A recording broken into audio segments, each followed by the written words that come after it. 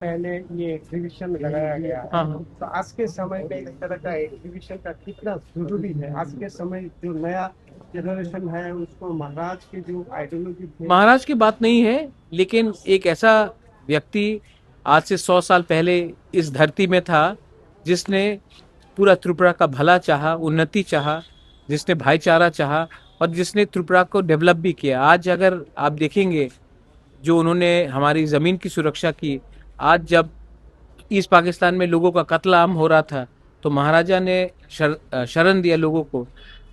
आज जो एयरपोर्ट बना है वो महाराजा ने किया। आज जो एमबीबी कॉलेज है तो महाराजा ने बहुत चीज़ किया। और एक प्रोपेगेंडा था उनके खिलाफ बहुत दिन तक, आज वो ख़त्म हो चुका है। और इसको ख़त्म करने के लिए कोई पॉलिटिकल पार्टी नहीं, हमारे लोगों ने किया है। तो ये एक अच्छी बात है और उनके सिद्धांत आज भी रेलिवेंट है।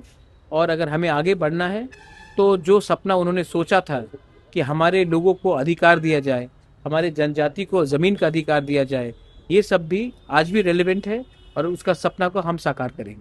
हमारा दूसरी एक बात है, हम्म जब आप कल मीटिंग किए थे हम्म। उसके बाद जब आपने बोला है जो हाँ हाँ तिब्बतिक अकॉर्ड है हाँ। वो स्टेट की तरफ से रुकाया जा रहा नहीं, है, मैंने हो कल ये नहीं बात रहा नहीं है। कहा। मैंने कल पहले ये पहले भी पहले आपने मैंने कहा है, हाँ, कल मैंने तो ये आप नहीं कहा। मैंने कहा अकॉर्ड अगर आप करेंगे तभी अलायंस होगा। तो देखा मैंने गया किसी है। को ब्लेम नहीं किया। नहीं, आपने एलाइंस अभी तक नहीं किए हैं जब तक फुलफिल नहीं होगा। हाँ देखा गया है आज बीजेपी ने एक इमरजेंसी मीटिंग कॉल किए हैं। हाँ हाँ। और तो इसको आप कैसे देखते हैं? वो उनका पार्टी का मीटिंग है, मैं बीजेपी के इंटरनल मैटर्स में क्यों बात करूं।